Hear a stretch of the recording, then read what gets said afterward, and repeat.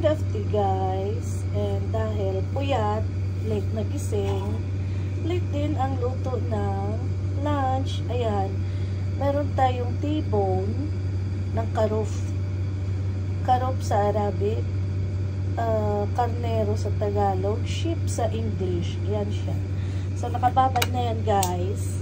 Iprituhin ko rito kasi hindi tayo makapag-ihaw sa labas at mainit. So, prito-prito taanay. Diba? Ayan. Hindi pa gano'ng mainit.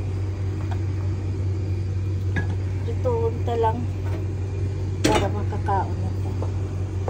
Hamot guys, oh. Ay, sarap ng amoy. Hindi mo malasahan mamaya or maamoy na ito ay karuf.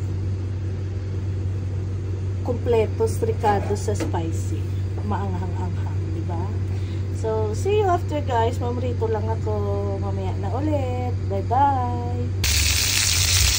Ayan na guys, ang ating T-bone. Ayan, naluto na. Yum-yum. Ayan. Patapos na ako guys. See you.